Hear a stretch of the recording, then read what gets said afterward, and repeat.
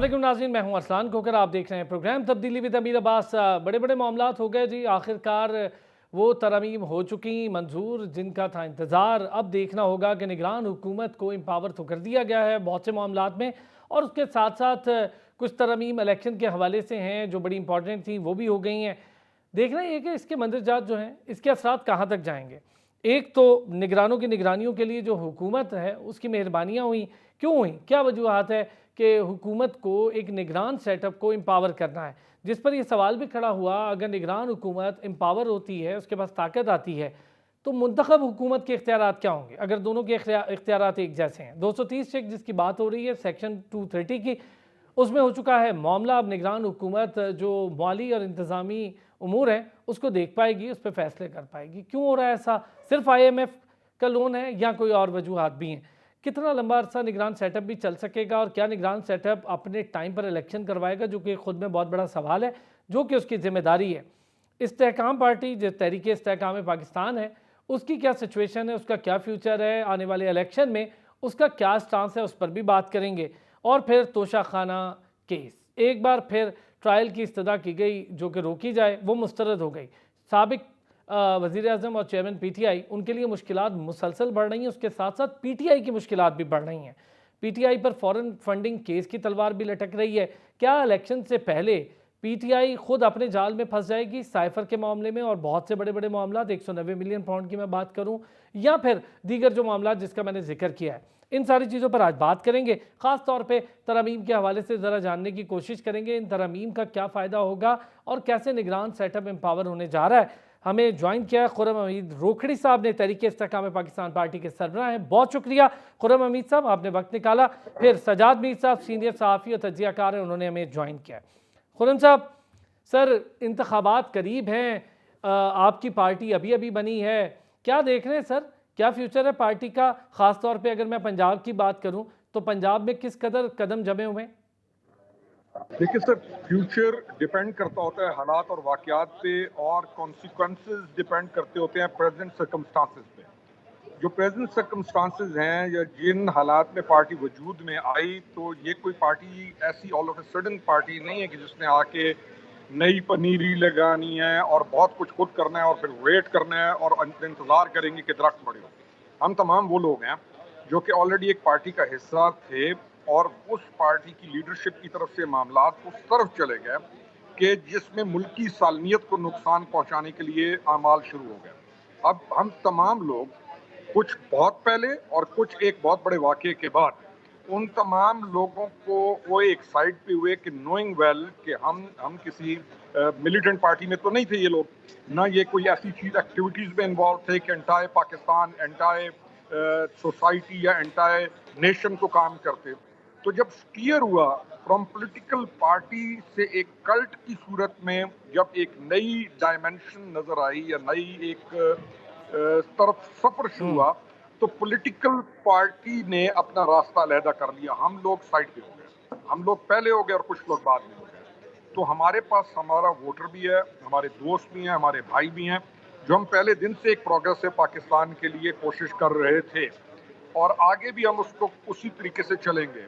अब challenges for us, एक uphill task है, पार्टी उस पर मेहनत भी करेगी और सीरियस और सिंसियर लोग मौजूद हैं, तो इंशाल्लाह we will achieve the target. और दूसरा, ये जो हमारा तमाम दोस्त हैं, वोटर्स हैं, हमारे भाई हैं, ये डिप्राइव्ड भी ना हो कि उनकी रिप्रेजेंटेशन नहीं है।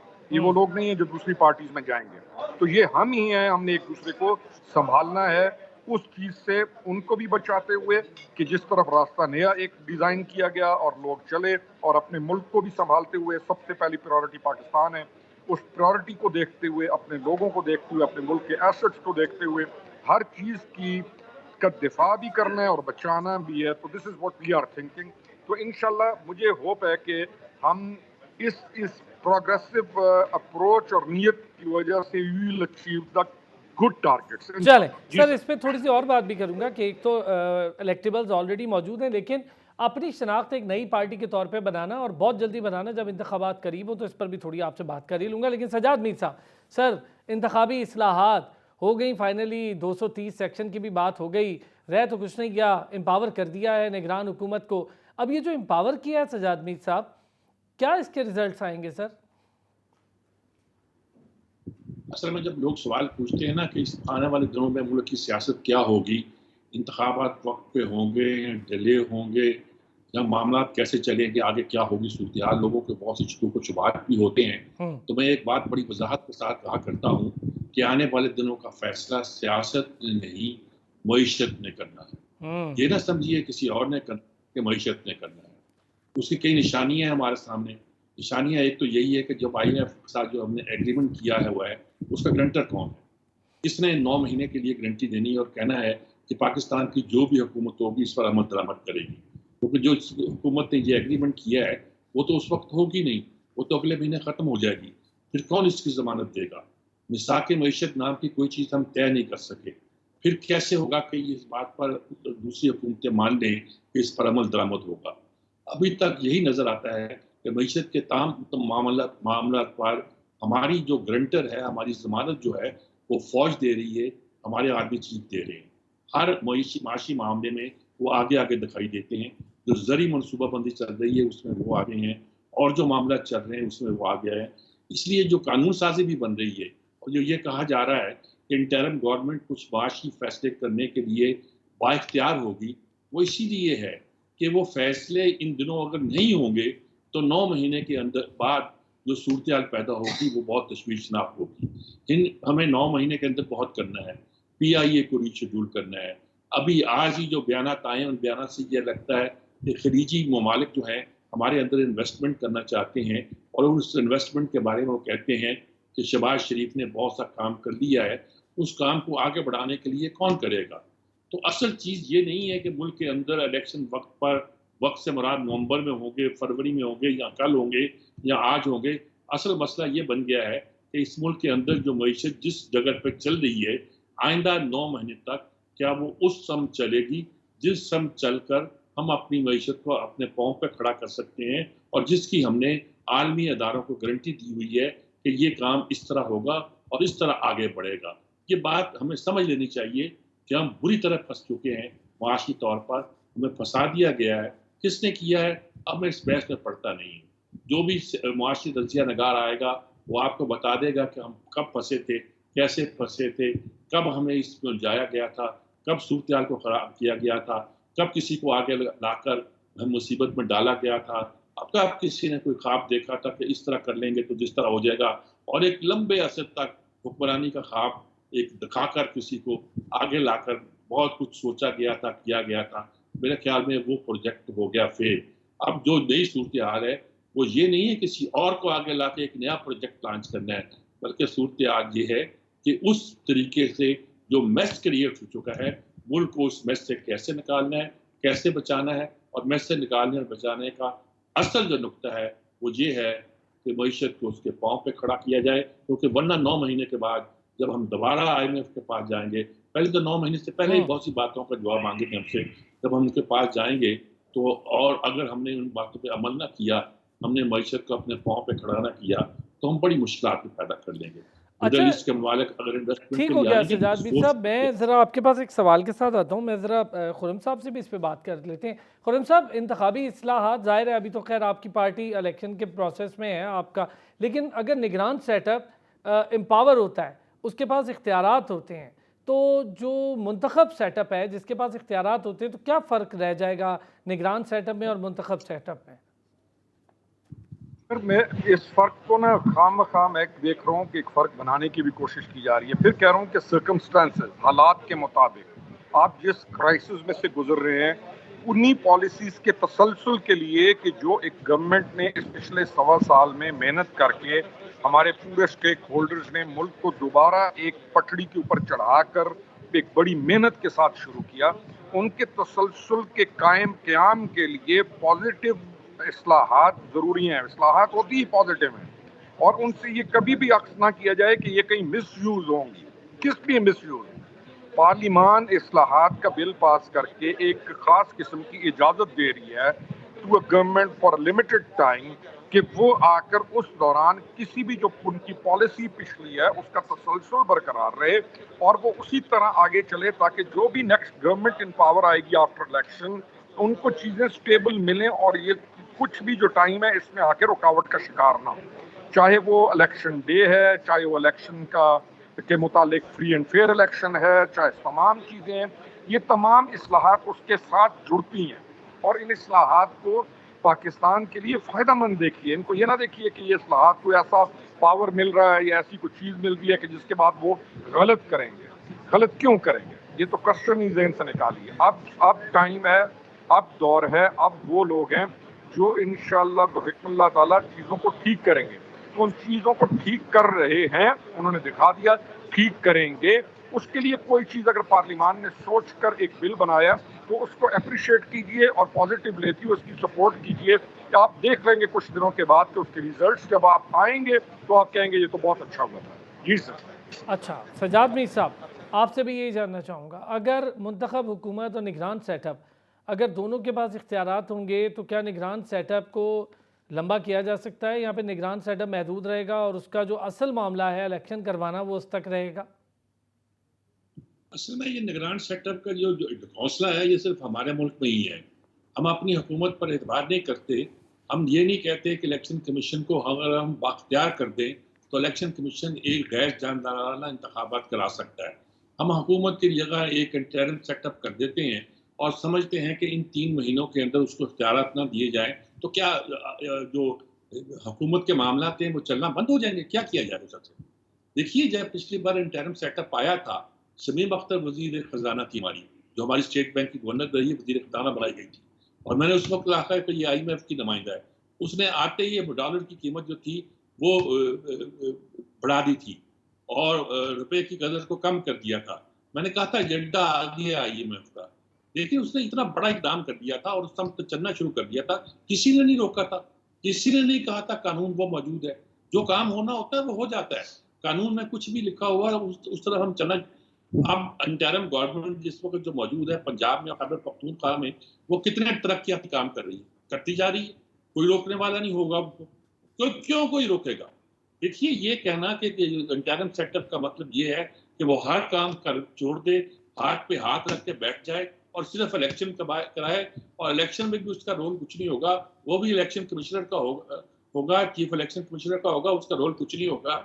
ये एक अजीब व गरीब बेतुकी सी बात है जो हम करते आए हैं। हमें इस ट्रैप से निकलना पड़ेगा और अपने आप को एक ग्रोन अच्छा, अप सजाद मीर साहब, आपको नहीं लगता सर, आप आपने कई अखबार देखे, कवर किए, लिखा इन चीज़ों पर उस्तादों की तरह है हमारे सबके लिए। सर, एक चीज़ जानना चाहूँ, ये शायद इसलिए ज़ोर तो नहीं पकड़ रही बात कि 2 सूबों में ऑलरेडी निगरान सेटअप है और वो लंबा हो चुका है, वहाँ पर इलेक्शन नहीं हुए, चाहे उसकी कोई भी वजूहत हो, लेकिन वो इलेक्शन नहीं हुए। तो फिर ये डर कहीं ना कहीं मौजूद है कि जो निगरान सेटअप मरकज़ में होगा वो सियासी लोगों के हवाले करें ताकि मामलात सही से चलें, ना कि टेक्नोक्रेट्स के हवाले करें। देखिए, ये बात आप ठीक कह रहे हैं कि ये सियासी लोगों के हवाले करने की बात पता नहीं चलती कि नहीं चलती है। मुझे तो इस बात में भी अजीबोगरीब लग रहा है कि अगर उन्होंने कहा होगा कि जरदारी साहब ने कहा सियासी लोगों के हाथ में होना चाहिए, जरदारी साहब की कोई अपनी ख्वाहिश होगी, इन्होंने तुरंत का पर्दा फेंक करना तो ठीक है। ये हमारे क्या इन लोगों ने सोचा होगा कि भाई ये मईशत को आगे बढ़ाना है तो किसी हफीज शेख का इंटरव्यू किया जाए, और किए जा रहे थे इंटरव्यू। उन्होंने कहा क्यों हफीज शेख को बुलाते हो, अगर आपने चलाना ही है तो ये बंदा मौजूद है मईशत का, इसके जरिए आगे बढ़ा दो। ये सारे तुरुप के पत्ते हैं जो एक दूसरे के साथ चलते जा रहे हैं। आखिर में फैसला क्या होना है उससे कोई फर्क नहीं पड़ता। फर्क सिर्फ ये पड़ता है कि जो आदमी भी आएगा वो एक निज़ाम के तहत, एक बंदोबस्त के तहत, एक डिसिप्लिन के तहत, और जिसके निगरान मौजूद होंगे, जिसके ग्रंटर मौजूद होंगे। मैं ग्रंटर का लफ्ज़ बार बार कहा जाता हूँ। वो मुल्क की मईशत को एक खास रुख पर, जिसकी हमने जमानत दी हुई है। अगर मिडल ईस्ट के कुछ मुल्क इकट्ठे होकर पाकिस्तान में एक सॉवरेन फंड कायम कर रहे हैं इन्वेस्टमेंट करने के लिए, तो वो क्यों करेंगे? अगर उन्हें मालूम होगा कि ये जो निगरान सेटअप है ये कुछ नहीं कर सकता तो वो क्यों करेंगे? हमने उन्हें यकीन दिलाया है कि निगरान सेटअप होगा या जैसा भी सेटअप होगा वो करेगा। अच्छा, वो हुकूमत लंबी खींच सकती है, आप ये कह सकते हैं। इसमें जमहूरी नुक्ता नज़र से तो बहुत खराबियाँ पैदा हो सकती हैं और उसका इम्कान भी हो सकता है। लेकिन बात ये है कि अगर ये लंबी खींच देंगी तो टेक्नोक्रेट की हो या सियासतदानों की हो या फौजियों की हो या जजों की हो या किसी की भी हो, वो तो एक बिल्कुल अलग किस्सा है। वो तो ये है कि अवाम के वोटों से मुंतखब होने वाली हुकूमत का इस मुल्क में दोबारा आना कहीं डिले तो नहीं हो जाता, ये तो अलग दुख है, अलग एक सोचने की बात है। लेकिन असल देखने की बात है कि मईशत को इन दिनों में उसके कदमों पे खड़ा होना बहुत ज़रूरी और बहुत बुनियादी है। उसमें कुछ बातें अगर हम मिसाक़ मईशत तय कर लेते तो ये मसला इतना ना होता। लेकिन सर हुआ नहीं हम ना। तय नहीं करते 13 तो जमातें मौजूद हैं एक इल्हाक के तौर पे, एक अलायंस के तौर पे, लेकिन 13 जमातों का ज़ाहिर है अपना अपना विजन है। इंतखाबात में जाना है तो सब ने कुछ ना कुछ अलग तो कहना है। यहाँ पर तो हम सुन रहे थे कि इंतखाबी इस्लाहात पर भी मामलात बड़े पेचीदा थे। आज कहीं कहीं दिखने में भी नज़र आया, आज कहीं उसकी झलक नज़र आई। कोई अपनी तरमीम पेश की गई, उसे मुस्तरद किया गया, किसी ने ये वापस सब ले दिखाने ली। का आज सब एग्री कर गए हैं। जो शिक थी उन्होंने कहा अच्छा इसको यूं कर लो, ये कर लो। ये ड्रामे चलते रहते हैं। मेरे मुल्क के साथ बहुत कुछ हुआ है और करने वाले हर तबके के लोग हैं, चाहे वो सियासत के लोग हों, चाहे वो फौज के लोग हों, चाहे ब्यूरोक्रेसी के लोग हों, चाहे अदलिया के लोग हों और चाहे मेरे जैसे लोग मीडिया के लोग हों। मैं मेरे और आप जैसे नहीं कह रहा, एहतियात कर रहा हूँ, मेरे जैसे मीडिया के लोग हों। हम लोगों ने इस मुल्क के साथ बहुत ज्यादती की है, हर तबके के लोगों ने ज्यादती की है। अब कोशिश ये होनी चाहिए, मैं नहीं ये कह रहा ये कोशिश की जा रही है, मैं ये कहता हूँ कोशिश ये होनी चाहिए कि मुल्क को इस दलदल से निकाला जाए। हम बुरी तरह फंसते हैं, जब तक इससे नहीं निकलते कोई रास्ता दिखाई नहीं देता। अच्छा सर चलें, इस दलदल से तो निकाल दें, लेकिन हम जहाँ पर मुआशी इस्तेहकाम की बात करते हैं, जब तक सियासी तौर पे इस्तेहकाम ना हो, जो कुछ इस मुल्क में पिछले 2-2.5 साल में हम देख रहे हैं हो रहा है, अगर सियासी तौर पर इस्तेहकाम ना हो तो जैसे आपने देखा कि दुनिया भर के लोग आपसे नाराज़ हो गए, सऊदी अरब तक नाराज़ कर दिया, चाइना खुश नहीं था, अब ये मामला दोबारा हम रिवाइवल की तरफ देख रहे हैं। तो ये जो सियासी इस्तेहकाम का फुकदान आया, आप समझते हैं कि मुल्क को ये काफ़ी साल पीछे ले गया और इस जैसा फुकदान या इस जैसा बहरान इससे बचाने के लिए अब कुछ ना कुछ डेमोक्रेटिक सेटअप को खुद से सोचना और अकल करनी होगी? देखिए, अब मैं जो बात करने के वाला हूँ बहुत खतरनाक है। अभी कल परसों ही एक बहुत हमारे दानिशवार मुल्क के हार्वर्ड वगैरह से पढ़े हुए सईद सरदार अली, वो उनका लेक्चर था, 3 सा लेक्चर था। वो कहते थे डेमोक्रेसी के नाम से आपने मुल्क मरवा दिए। ये सिंगापुर में, ये मलेशिया में और चीन की मिसाल दे रहे थे। थर्ड वर्ल्ड में कहाँ पहले डेमोक्रेसी आती है? पहले तरक्की, इंडस्ट्रियलाइजेशन होती है। वो तो हम करते नहीं है। डेमोक्रेसी डेमोक्रेसी डेमोक्रेसी का नाम लेते जाते हैं और ये सोचते नहीं कि मुल्क को तरक्की करने के लिए हमें पहले किन कामों को करना पड़ेगा। वेस्ट में डेमोक्रेसी बाद में आई है, इंडस्ट्रियलाइजेशन पहले आई है। वो बहुत सारी उनकी खिलाफी थ्योरी है। कहना मैं वो नहीं चाहता, मैं कहना ये चाहता हूँ कि इस मुल्क में इस वक्त इम्पोर्टेंट जिसको हम सियासी इस्तेहकाम कहते हैं, कुछ लोगों का ख्याल ये है कि सियासी इस्तेहकाम तो मलेशिया में मौजूद है, वो सिंगापुर में मौजूद है। क्या वो डेमोक्रेसी है? उन मानों में डेमोक्रेसी जिस मानों में हम डेमोक्रेसी कहते हैं, वेस्टमिंस्टर डेमोक्रेसी। क्या ये जो पार्लियामेंट जमहूरियत है, कॉन्स्टिट्यूंसी की जमहूरियत है, ये जमहूरियत जो है ये अपने पहले दादा को, फिर बेटे को, फिर पोते को इस तरह लेके नहीं आती है? क्या पार्टियों के अंदर जमहूरियत मौजूद है? ये सवाल उन्होंने किए, बहुत सवाल किए। चीन की खैर उन्होंने मिसाल दी, सेग्रीगेटेड स्टेट की बात की कि वो लाके पहले चेंज लाएगी, जमहूरियत खुद आ जाएगी। मुझे नहीं पता इस तरह आती है कि नहीं आती। सर क्या आप जिसका जिक्र कर रहे हैं, क्या वन पार्टी रूल हमारे यहाँ प्रैक्टिकली चल सकता है? आप जिसका जिक्र कर रहे हैं, अभी तो 13 जमातों को मिला के एक अलायंस बना ना, वन पार्टी रूल चल सकता है क्या? चल गए हैं। मैं कहता हूँ कि हम इतनी बुरी तरह फंस गए हैं कि पाकिस्तान का हर आदमी, हर डेमोक्रेट आदमी ऐसे ऐसे सवाल कर रहा है कि माजी में कभी नहीं हुए थे। और ये एक ऐसी सूरत हाल है जिस पर अहले फिक्र और दानिश को बैठ कर सोचना चाहिए और सोच के कोई रास्ता तलाश करना चाहिए जिस रास्ते पर चलकर हम आगे बढ़ सकें और आगे जा सकें। सजाद मीर साहब, वक्त की कमी है लेकिन आपसे ये ज़रूर जानना चाहूँगा, क्या फ्यूचर देख रहे हैं पीटीआई का? पीटीआई तो खुद अपने जाल में फंस गई है बुरे तरीके से, लेकिन फ्यूचर क्या देख रहे हैं उसका? कोई फ्यूचर है? फ्यूचर जिस तरीके से पीटीआई चली है और जिस तरह उन्हें टक्कर मारी है 9 मई के बाद, तो पीटीआई का वो फ्यूचर नजर नहीं आता जो वो सोचते थे। खैर हम तो पहले नहीं सोचते कि जिन लाइन पे उनके सरबराह सोच रहे हैं उन लाइनों पर चलकर कोई सियासी जमात जो है कोई सियासी गोल हासिल कर सर एक के बाद एक झूठ आया ना, साइफर वाला मामला भी आ गया सामने, फिर उसके बाद फॉरेन फंडिंग में भी फंस गए, फिर 190 मिलियन पाउंड, बहुत सारी चीज़ें उनके हवाले से। फिर वो जो दूसरों पर कहते थे शहजाद अकबर साहब, कुछ वो प्रूफ नहीं कर पाए। इनके अपने लोग हामिद खान साहब कह रहे हैं कि नवाज शरीफ साहब का फैसला पहले ही हो गया था। तो मुझे नवाज शरीफ से कोई इस वक्त नहीं लेना देना, लेकिन जो इसने किया है, पीटीआई के सरबराह ने किया है, अपने साथ जुल्म किया है, ज्यादती की है, इस मुल्क के साथ जुल्म और ज्यादती की है। साइफर पे कोई सरबराह ये कर सकता है कि सरकारी राज को फाश करे? चलो फाश करे और फिर उसको इस्तेमाल गलत तौर पर करे अपने मफाद के लिए, सियासी मफाद के लिए। जहाँ वो ये कहे कि आर्मी चीफ मेरी मर्जी का आएगा, या मुझे कहे कि फलां शख्स नहीं आएगा, उसके अलावा जिसको चाहे आप बना लें। तो इस तरह की बात करते हैं कभी कोई सियासतदान? आप सियासतदान हैं क्या? और फिर बंदे लेके आ गए पिंडी में कि मैं देखता हूँ कैसे बनाते हैं ये। तो ये सारी जब आपने खेल खेले हुए हैं और जब इस पर चले हुए हैं, आप वो कहते हैं कि फ़ोन टेप करते हैं, उन्होंने कहा टेप करते हैं, ठीक है मेरे भी फ़ोन टेप करते हैं कि मेरी हिफाज़त करनी है जब वज़ीर-ए-आज़म थे। आप कहते हैं फ़ोन क्यों टेप करते हैं? पहले इसलिए टेप करते थे कि आपकी हिफाज़त करनी है, अब इसलिए वो आप परेशान हो रहे हैं कि आपकी सारी घर की बातें बाहर आ रही हैं। तो बात ये है कि आपके अंदर कंट्रडिक्शन इतनी ज़्यादा थी कि आपने अपने आप को तबाह कर दिया। और जिस तरह आपने सोचा था कि मैं टकराऊँ, क्या किसी मुल्क में इस बात की गुंजाइश है कि हम जिना हाउस कह के तकद्दुस दे रहे हैं कि आप कोर कमांडर हाउस में दाखिल हो जाएँ। आप पेंटागन में दाखिल होके दिखाएँ ना मुझे। सही बात। आप जीएचक्यू में दाखिल हो जाएँ और सलामत वापस आ जाएँ। ये कोई ह्यूमन राइट्स का मामला नहीं है। ये ये मुल्क की कौमी सलामती सलामती का का मामला मामला है। है। बिल्कुल दुरुस्त बात है आपकी सर, बहुत शुक्रिया। सजाद मीर साहब सीनियर सहाफ़ी हमारे साथ थे, खुर्रम अमीर रोकड़ी साहब तहरीक इस्तेहकाम पाकिस्तान के रहनुमा हमारे साथ मौजूद थे। बहुत शुक्रिया दोनों हज़रात का। ब्रेक से वापस आएंगे, ज़रा इकॉनमी की बात करेंगे, पाकिस्तान की इकॉनमी कहाँ खड़ी है, पाकिस्तान की इकॉनमी के जो दरपेश चैलेंजेस हैं क्या हकीकी मानों में उसका कोई हल भी मौजूद है या नहीं, वापस आते हैं तो इस पर बात करते हैं।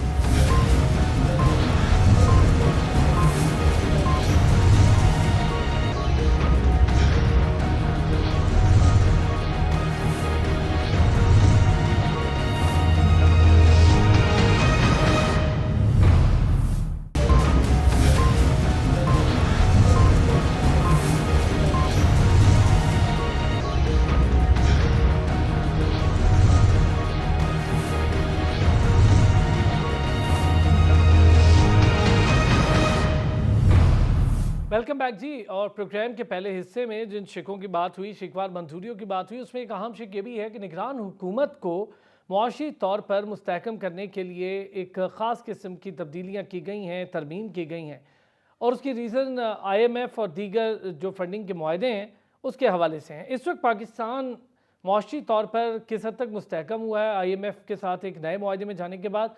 फिर जो हमारे मुआशी मसाइल हैं जिसमें सबसे बड़ा मसला रोज़गार का है और हमारी इंडस्ट्रियलाइजेशन का है, क्या हम इंडस्ट्रियलाइजेशन के हवाले से कोई मरबूत पॉलिसी रखते हैं? अगर रखते हैं तो क्या उस पॉलिसी पर अमल पैरा भी होते हैं? एग्रीकल्चर के हवाले से ग्रीन इनिशिएटिव के नाम से एक मामला शुरू हुआ है जो कि बहुत अच्छा मामला है। किस हद तक पाकिस्तान को इससे मदद मिलेगी, इस्तेहकाम आएगा मुआशी हवाले से? दूसरी बात कि हमारा सर्कुलर डेट जो 2300 अरब से भी ज़्यादा हो चुका है और बढ़ता जा रहा है, ये कोई मेरा आपका कसूर नहीं है बल्कि ये इंतज़ामी कसूर है जो इंतज़ामी मामलात का है हुकूमती सतह पर। और फिर current account deficit, stock market की सूरत हाल, पाकिस्तान में फ़ॉरेन डायरेक्ट इन्वेस्टमेंट, इस वक्त पाकिस्तान में लोकली इन्वेस्टमेंट और कारोबार की सूरत हाल, बढ़ते हुए बिजली के रेट, गैस के बिल, सारिफीन, इंडस्ट्रियलिस्ट, तमाम तर शोबे परेशानी का शिकार हैं। और जो लोग कर्ज़ ले रहे हैं वो कर्ज़ वापसी के लिए रीशेड्यूलिंग मांग रहे हैं क्योंकि कर्ज़ वापसी के लिए कारोबार उस तरह से उनकी मदद नहीं कर पा रहा, हालात इतने सख्त हो चुके हैं। बहुत सारी चीज़ें हैं जिस पर आज डिस्कस करना है, ख़ास तौर पे बहुत से मौशी मामलात हैं जिसको आज मैंने भी समझना है। हमारे साथ डॉक्टर शाहिद हसन सिद्दीकी साहब माहिर मौशियात हैं, बड़ी गहरी नज़र रखते हैं मईशत पर, ख़ास तौर पर पाकिस्तान के तमाम मौशी पहलुओं पर। डॉक्टर साहब बहुत शुक्रिया आपका, आपने वक्त दिया। डॉक्टर साहब डॉलर से शुरू करें, अगर हम डॉलर जिस सतह पर इस वक्त खड़ा है, आप समझते हैं जो फ्री फ्लोट पॉलिसी के तहत इसको छोड़ा गया था, आज हम उसके असरात देख रहे हैं? देखिए ऐसा है कि जब इस साल आपका तिजारती खसारा बढ़ने वाला है, क्योंकि आपको पता है कि पिछले साल 25 अरब डॉलर की इंपोर्ट्स कम की थी और उसकी वजह से मईशत की शरह नमू मनफी हो गई। अब आपको अपना काम शुरू करना है तो इंपोर्ट्स खुलेंगी। इसका मतलब ये है कि रुपए की कदर खुदा न खास्ता डॉलर के मुकाबले में गिरेगी। तिजारती खसारा जो है वो हमारा बढ़ेगा, जारी हिसाबात का खसारा हमारा बढ़ेगा, कर्ज़ों का बोझ हमारा बढ़ेगा, मईशत की शरह नमू सुस्त रहेगी, गुर्बत, बेरोज़गारी और महंगाई खुदा न खास्ता जो है वो बढ़ेगी इस माली साल में। उसकी वजह ये है कि आप जो जितनी भी बातें आपने बताई ये सब फूल पत्तियाँ हैं। जब तक आप टैक्सों की वसूली नहीं बढ़ाते, GDP के तनासुब से मुल्क की बचतें नहीं बढ़ाए जाते और आप जो है मुल्क की सरमायाकारी नहीं बढ़ाते, तो दूसरों के पैसे से तो मैंने कभी किसी मुल्क को तरक्की करते देखा नहीं है। दूसरों का पैसा सप्लीमेंट करते हैं, एक तो ये बुनियादी बात है। मगर चूंकि आपने बहुत सारे नुकात उठा दिए हैं तो मैं एक जुमला कहना चाहता हूँ। पिछले 2.5 वर्षों में जो पॉलिसी है, आप हिसाब लगा लें कि एक मुहब्बे वतन पाकिस्तानी जिसने अपनी आमदनी पर टैक्स दिया, पूरा टैक्स दिया, और पाकिस्तान जो उसके पास बचतें थी वो उसने बैंक में रख दिया। दूसरे ने कहा जी मुझे पाकिस्तान की करेंसी पर एतबार नहीं है, उसने डॉलर बना लिए। तो जिसने डॉलर बनाए थे उसको बहुत फायदा हो गया, और जिसने टैक्स दे के पाकिस्तान में बैंकों में रख दिया, इन्वेस्टमेंट बॉन्ड में रख दिया, कौमी बचतों में रख दिया, वो नुकसान में है। तो ये तो डॉलराइजेशन यानी बुनियादी पॉलिसी गलत हो गई कि आप अपनी करेंसी को कमजोर कर रहे हैं, डॉलर खरीद के बाहर भेजना, ये कहाँ की अकलमंदी है? एक बड़ा आम सवाल है। कभी दुनिया अच्छा में सर, आपने ये सुना? बताएं कि डॉलर की स्मगलिंग का बड़े बात करते रहे हैं, इसहाकडार साहब भी अब भी कर रहे हैं। डॉलर की स्मगलिंग से किस हद तक नुकसान पहुंचा है डॉलर की कदरों कीमत को? देखिए, असल में तो सबसे बड़ा जो नुकसान पहुंचा है वो पहुंचा है सट्टेबाजी से, नंबर एक। अच्छा, उसके बाद पाकिस्तानी रुपए को सबसे बड़ा नुकसान सट्टेबाजी से पहुंचा है। नहीं, मैं बता रहा हूँ ना आपको, सट्टेबाजी और हुंडी और हवाला, इससे ज़्यादा हुआ। स्मगलिंग से भी हुआ यकीनन, लेकिन हुंडी हवाले का जो कारोबार है उससे सही मानों में हुआ। क्यों? आप देखें, अभी तक किसी के खिलाफ एक्शन नहीं हुआ। कितने पावरफुल हैं। स्टेट बैंक ने कहा कि जी हाँ, बैंकों ने सट्टेबाजी भी की है, हुंडी हवाले का कारोबार भी बढ़ा है। वजीर खजाना ने भी कहा, लेकिन किसी ने आज तक एक्शन नहीं लिया। यानी जो आदमी का आपके पास चोरी का पैसा है, आप उसको बाहर भिजवा दें हुंडे वाले के जरिए, बाद में मंगा लें तो आपका पैसा तो हो गया। तो बुनियादी खराबी ये। फिर आप कहते हैं कि आपको जो इम्पोर्ट्स करनी है वो आप अपना पैसा अरेंज करें, वो कहाँ से करेगा? हुंडे वाले से करेगा। तो स्मगलिंग से बहुत बड़ा नुकसान हुआ है, लेकिन वो अफगानिस्तान से आप रोक भी नहीं सकते पूरी। उसके सियासी वजूहात भी हैं, वो सारा आपके ऊपर डिपेंडेंट है। रोका जा सकता, कम किया जा सकता है, लेकिन असल जो तबाही आई है वो इसलिए आई है कि सरमाए का फरार हुंडी और हवाले के जरिए। अभी मैंने आपको कहा, उस पर आप दोबारा गौर कर लें कि पिछले 2.5 वर्षों में जिस आदमी ने अपने रुपया कहा मुझे एतबार नहीं है, डॉलर बना लिए, बाहर भेज दिए, वो उसको फायदा हो गया। और जिसने मुल्क में रखा और कौमी बैंकों में रखा कि मुल्क के काम आए, उसको नुकसान हो गया। और जिसके पास ज़्यादा पैसा था उस पर आपने पहले टैक्स लिया, फिर जब बैंक में उसने पैसा रखा उस पर आपने 35% टैक्स दिया मुनाफे के ऊपर। और जिसने डॉलर बना के 122 रुपये पे ले गया था 5 साल पहले, वो अब 293 पर आ गया, तो उसकी तो चांदी हो गई। तो जब तक इस चीज़ों को आप नहीं तोड़ेंगे, जो आपने खराबियां बताई वो सारी सही हैं, लेकिन ये क्या हम उन खराबियों को दूर करना चाहते हैं? क्यों मैं इसलिए कह रहा हूँ कि आपने बड़ी अच्छी बातें गिना दी। आप ये बताइए कि अगर हमारी इंपोर्ट्स हमारी बरामदात से दुगनी से ज़्यादा हैं तो कैसे गुजारा होगा? अच्छा सर, चले मैं इम्बैलेंस पे तो आपसे बात करूंगा, एक्सपोर्ट इंपोर्ट के इम्बैलेंस पर भी बात करूंगा, लेकिन जो डॉलर की आप जिक्र कर रहे हैं, आपने बड़ी हकीकी चीज़ें 2-3 बताई हैं। मुझे बताएं सर, क्या आने वाले दिनों में अगर हम थोड़ा सा मुआशी तौर पर मुस्तहकम पॉलिसीज़ देखें, पॉलिसीज़ का सबसे बड़ा फुकदान है, पॉलिसीज़ के हवाले से कोई मुस्तहकम अमल दरामद देखें, तो आप समझते हैं कि डॉलर को किसी सूरत कंट्रोल किया जा सकता है? चूँकि डॉलर से जुड़ा पेट्रोल भी है, पेट्रोल महंगा होगा, ट्रांसपोर्टेशन होगी, और फिर सब्जियां फल भी महंगे होंगे, चूँकि ये सारा ट्रांसपोर्ट पे भी बेस करता है। नहीं, मगर आप जो 60-70 अरब डॉलर की इंपोर्ट्स करते हैं वो भी तो सब महंगी होगी ना। लेकिन सवाल ये, क्या हम उसको कंट्रोल करना चाहते हैं? इसका जवाब है कि नहीं। मैं आपको ओपन आपने अभी कहा कि पॉलिसियों पर अमल दरामद। पहले तो मुझे बताइए कौन सी पॉलिसी है जिस पे अमल दरामद करना चाहते हैं? कोई पॉलिसी है क्या? ये जो बातें आपने गिनवाई हैं ये तो फूल पत्तियां हैं। हम ये कर लेंगे, हम ये कर लेंगे। अरे भाई, क्या कर लेंगे आप? आपने 50 साल से कोई डैम तक तो बनाया नहीं है। आपको एक बात बताऊं, जो आपके प्रोग्राम देख रहे हैं, अगर हम 50 साल से हमने कोई डैम नहीं बनाया, उससे पानी से जो बिजली बनती है, आपको पता है कितनी लागत आती है? 7 रुपया फी यूनिट, 7 रुपीज। और जो आप फर्नेस ऑयल से बनाते हैं, जो इंपोर्ट करते हैं, वो आती है 48 रुपए। आप खुद देख लेना, तमाशा हो रहा है। तो आप इस्लाहात करना चाहो तो बात की बात है, इस्लाहात की पॉलिसी है ही नहीं।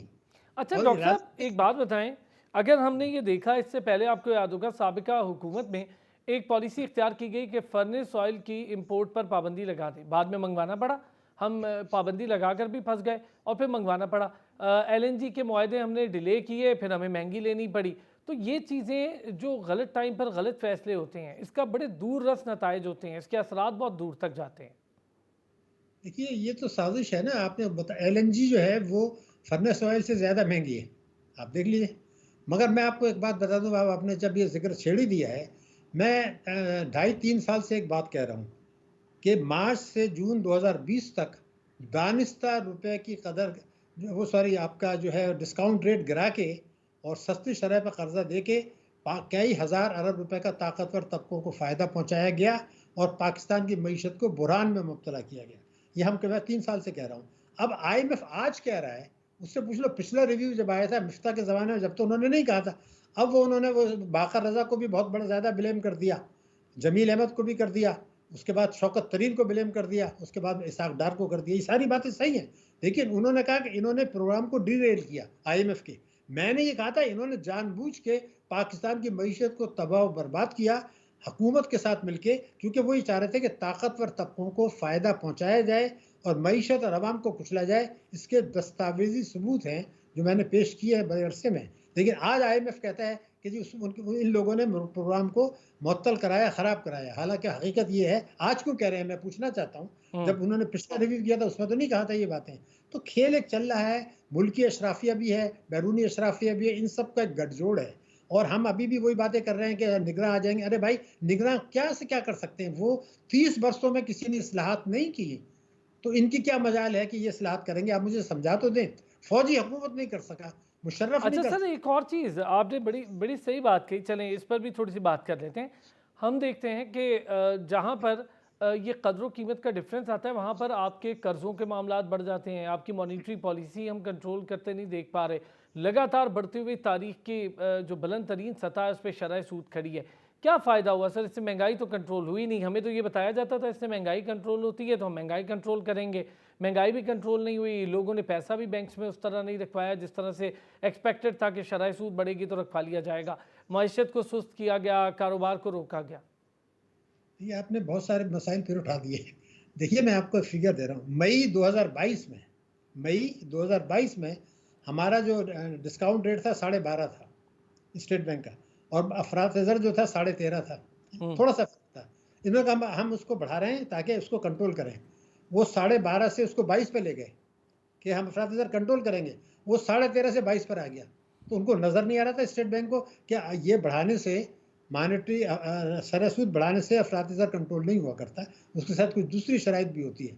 लेकिन कुछ लोगों को फ़ायदा पहुंचाने के लिए एक ड्रामा रचाया गया, जिसको अब IMF क्रिटिसाइज कर रहा है। हम तो उस वक्त से कर रहे हैं कि आप कभी गिरा देते हैं, कभी बढ़ा देते हैं। मार्च से जून 2020 तक इन्होंने डिस्काउंट रेट गिराया था इमरान खान के दौर में, रजा बाकर ने मिलके, और कई हजार अरब रुपए के को फ़ायदा पहुंचाया गया सस्ते कर्जे दिलाकर। अब इस हुकूमत ने क्या किया है कि वो सब कुछ जो है वो फिर दोबारा बढ़ाया और इंपोर्ट्स को ख़त्म कर दिया, माइनस में हो गया। लेकिन ताकतवर तबकों ने जब भी फ़ायदा कमाया, आज भी कमाया। अब ये कहते हैं जी रुपए की कदर जो गिराई गई, तो कहते हैं क्यों गिराई? अरे भाई, 3 वर्षों में हुकूमत कह रही है कि बरामद कुनगार ने 1500 अरब रुपए का मुनाफा कमा लिया। तो उनके मुफाद में सारी पॉलिसियां बन रही हैं, जो स्टेट बैंक बना रहा है, जो पिछली हुकूमत बना रही थी, ये हुकूमत बना रही है, जो माजी में बनाई जिन्होंने, सब ने ताकतवर तबकों को फ़ायदा पहुंचाया, अवाम को और पाकिस्तान की मईशत को कुचला। लेकिन हर ज़माने में कहा कि एक सुनहरा मुस्तकबिल, सुनहरा मुस्तकबिल।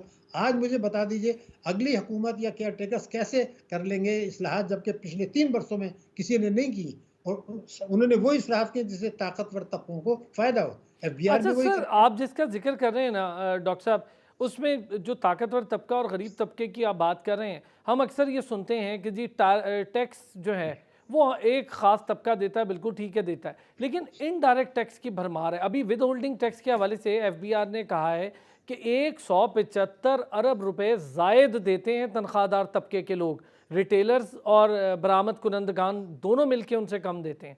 तो इसका मतलब है तनख्वाहदार तबका भी तो अपना इनपुट दे रहा है। नहीं, वो तो नहीं दे रहा है, वो तो काट रखा, उससे डिडक्शन हो जाते हैं, वो कहाँ दे रहे हैं? एक ही बात है ना सर, नहीं नहीं नहीं, तनख्वाह थोड़ा से सा हो गए तो दे तो रहा है। अगर मुझे तनख्वाह मिल रही होती तो मैं भी चोरी करता, अगर मुझे बैंक हुकूमत मेरा इदारा काट ना लेता। ये तो मजबूरी में है ना, आप बैंकों में जो मुनाफा करते हैं उनका भी आप काट लेते हैं। टैक्स वेक्स कोई नहीं दे रहा है, इनके साथ जुल्म हो रहा है। ये जो तनख्वाहदार तबके हैं, इनके साथ जुल्म 2 तरह से हो रहा है, इनको होश नहीं है। एक तरफ से इनसे टैक्स कट जाता है, उसके बाद जब ये मार्केट में जाते हैं 17-18% GST है, यस। उसके बाद पेट्रोलियम लेवी है। ये तो 2 तरफ से मारे जा रहे हैं, 2 तरफ से। और जब बैंक में पैसा रखते हैं उसमें भी टैक्स कट जाता है। तो सवाल ये पैदा होता है कि यही लोग जो मजबूर हैं देने के लिए, उनको आप कुचल रहे हैं। लेकिन आपको अगर मैं बताऊं तो 7,000 अरब रुपया सालाना कम वसूल हो रहा है टैक्सों में, और FBR ये चाहता है लोगों को कि वो टैक्स ना दें, इसलिए कि जो आदमी टैक्स देता है उसको वो तंग करते हैं, उसको हैरेस करते हैं। कोई ऐसा कानून नहीं है कि एक आदमी जिसने सही तरीके से टैक्स दिया उसको आप 6 नोटिस दे देते हैं और वो चेक 6 गलत होते हैं, और जो चोरी कर रहा है तो उसका फाइल नहीं खोलते। हुकूमत भी वही कर रही है, तो ये एक गठजोड़ है। एफबीआर भी नहीं चाहता मईशत दस्तावेजी हो।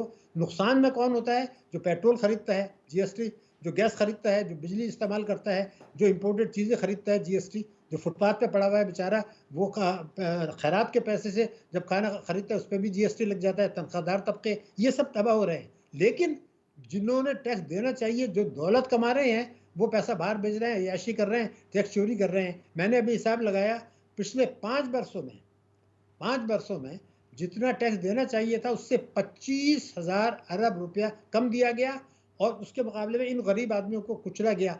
बाकी जो है वो सिविल मिलिट्री ब्यूरोक्रेसी है, वो प्लॉट भी ले लेते हैं, दूसरी चीज़ें भी ले लेते हैं, उनको बहुत सारी सहूलियात भी मिल जाती हैं, मेम्बरान पार्लियामेंट भी सहूलियात ले लेते हैं, तनख्वाहें भी बढ़ा लेते हैं। ये जुल्म है। मैंने आपको एक दफ़ा कहा था, दोबारा बता दूं, हज़रत अली ने ये फरमाया था कि कुफ्र का निज़ाम चल सकता है, जुल्म का नहीं चल सकता।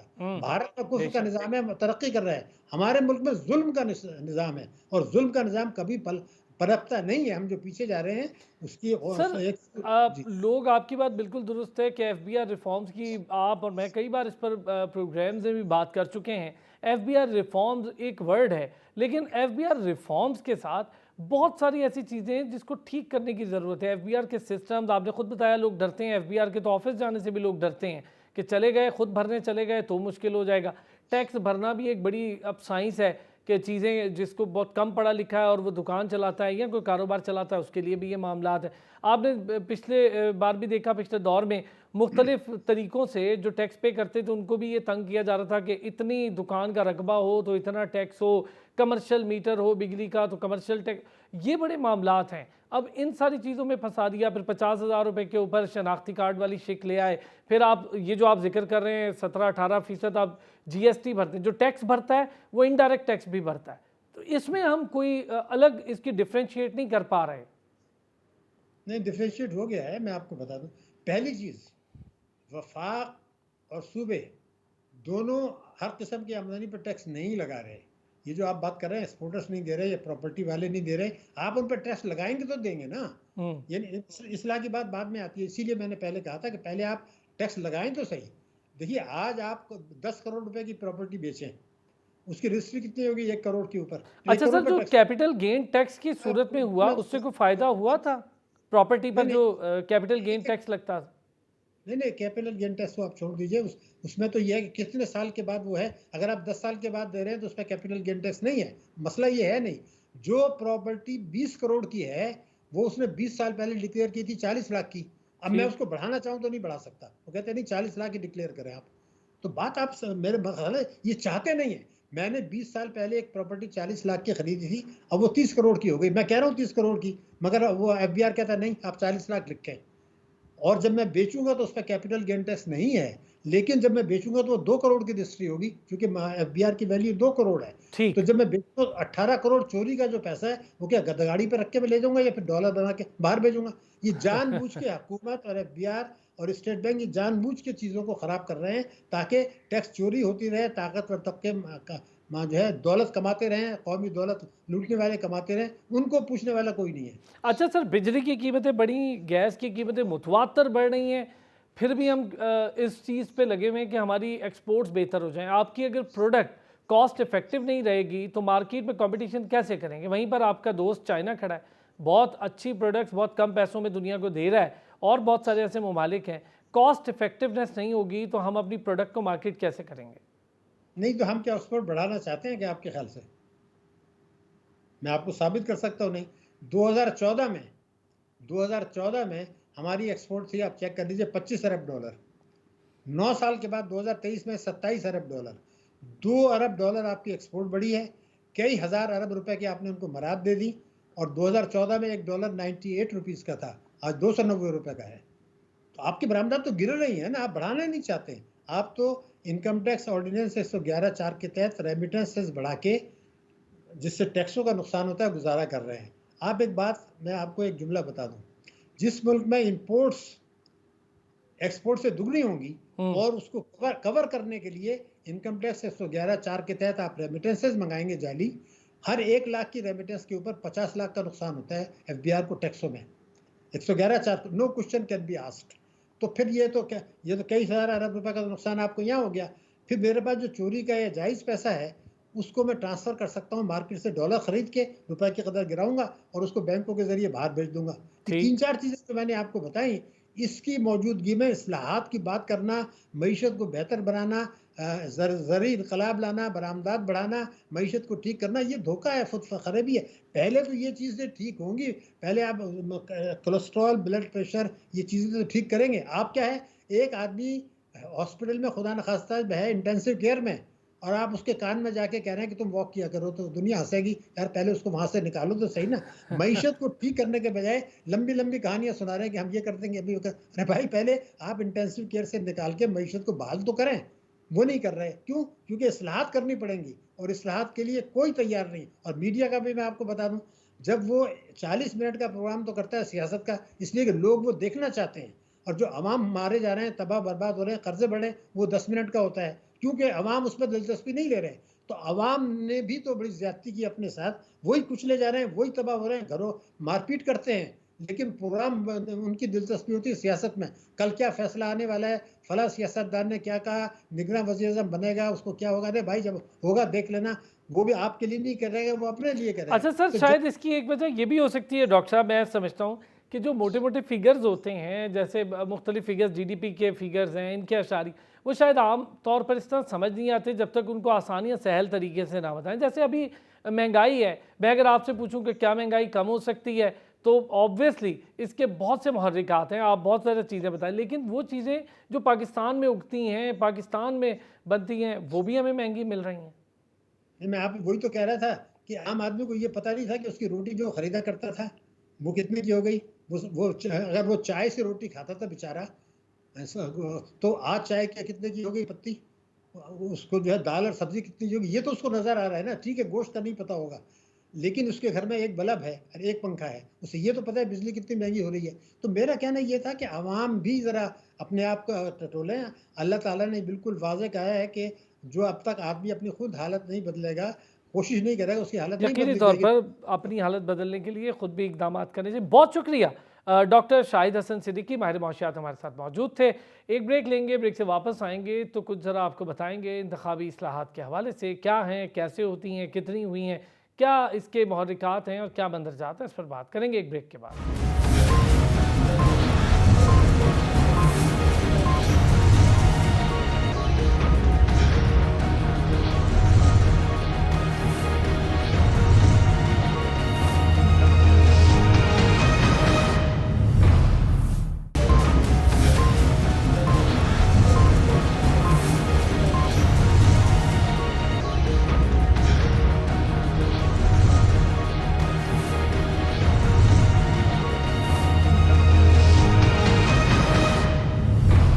वेलकम बैक जी। जैसा कि मैंने कहा था ब्रेक से वापस आएंगे तो आपको ज़रा तरमीम का बताएंगे। निगरान हुकूमत के लिए इलेक्शन एक्ट तरमीम, हुकूमत की आइनी मुद्दत ख़त्म होने में अब तकरीबन 18 दिन बाकी रह गए, इसलिए निगरान हुकूमत, निगरान वज़ीर-ए-आज़म और इंतखाबात की तारीख के हवाले से सियासी सरगर्मियाँ तो उरूज पर हैं ही। निगरान हुकूमत के इख्तियारात में इजाफे के लिए मौजूदा हुकूमत अपनी कोशिशों में कामयाब हो चुकी है और पार्लियामेंट के मुश्तरका इजलास में इलेक्शन एक्ट में तरमीम मंजूर कर ली गई हैं। शहबाज शरीफ की हुकूमत मौशी बहाली के मंसूबों और मुआहदों को जारी रखने के लिए इलेक्शन एक्ट में तरमीम नागुज़ीर करार दे चुकी थी और अब उसमें कर दी गई हैं तरमीम। ताहम कुछ सवालात अब भी मौजूद हैं। निगरान हुकूमत का काम तो इंतखाबात का इनेकाद करवाना है जो चंद माह में हो सकता है, इसके लिए इख्तियारात में इजाफा नागुज़ीर क्यों था? क्या इलेक्शन अपनी मुकर्ररा मुद्दत से आगे बढ़ने का अब भी कोई इम्कान या खदशा मौजूद है?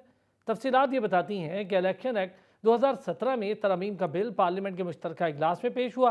तरमीमी बिल पर इंतखाबी इस्लाहाती कमेटी के इजलास में दफ़ा 230 से मुतालिक यानी सेक्शन 230 से मुतालिक पीपल्स पार्टी और JUI फे के इख्तलाफात ख़त्म हो गए। निगरान हुकूमत को वसी और लामहदूद इख्तियारात न देने पर इत्तफाक हुआ। बिल पेश करने वाले वफाकी वज़ीर कानून आज़म नज़ीर तारड़ ने कहा, कल यहाँ जो बातें हुई उनकी वजाहत ज़रूरी है। आज चेयरमैन इंतखाबी इस्लाहात ने दोबारा मुशावरत की है, सेक्शन 230 के हवाले से फ़ैसला हुआ है। उन्होंने बताया कि आज चेयरमैन इंतखाबी इस्लाहात कमेटी ने दोबारा मुशावरत की और रन सेक्शन 230 के हवाले से फ़ैसला किया रोज़मर्रा उमूर के साथ इजाफी इख्तियारात और तकर्रुर और तबादलों की तरमीम थी जिन्हें गैर ज़रूरी करार दे दिया गया और अब ये तरमीम इस बिल का हिस्सा नहीं रही। वज़ीर कानून के मुताबिक अब सिर्फ वो तरमीम बिल का हिस्सा हैं जिन पर 100% इत्तफाक़ राय पाया जा रहा है। तरमीम की मंजूरी के बाद अब निगरान हुकूमत को 2 फरीकी और 6 फरीकी मुआहिदों का इख्तियार होगा। निगरान हुकूमत को पहले से जारी मंसूबों पर इदारों से बात करने का इख्तियार भी होगा। निगरान हुकूमत के इख्तियारात महदूद होंगे जो कि कोई नया मुआहिदा नहीं कर सकेगी। निगरान हुकूमत पहले से जारी प्रोग्राम और मंसूबों से मुताल्लिक इख्तियारात का इस्तेमाल कर पाएगी। इलेक्शन एक्ट में शामिल दीगर तरमीम के मुताबिक प्रिजाइडिंग ऑफिसर नतीजा फौरी तौर पर इलेक्शन कमीशन और रिटर्निंग ऑफिसर को भेजने का पाबंद होगा। प्रिजाइडिंग ऑफिसर हतमी नतीजे की तस्वीर बनाकर रिटर्निंग ऑफिसर और इलेक्शन कमीशन को भेजेगा। प्रिजाइडिंग ऑफिसर इलेक्शन की रात 2 बजे तक नताइज देने का पाबंद होगा। प्रिजाइडिंग ऑफिसर के पास इलेक्शन नताइज के लिए अगले दिन सुबह 10 बजे की डेडलाइन होगी। इलेक्शन कमीशन पोलिंग से 1 रोज़ कबल शिकायत निपटाने का भी पाबंद होगा। इसी तरह की मुख्तलिफ तरमीम हुई हैं जो कि इंतखाबी इस्लाहात के हवाले से। अब देखना ही होगा कि निगरान सेटअप क्या डेमोक्रेटिक सेटअप के मुकाबले की ताकत रखेगा या फिर उसका जो इख्तियार है या जो उसका इस्तेहकाक है कि इलेक्शन वक्त पर करवाए वो करवाता है। किस लिए ये तरमीम हुई ये तो आने वाला वक्त बताएगा। अब तक के लिए इतना ही, फिर मिलेंगे आपसे, अपना ख्याल रखिएगा।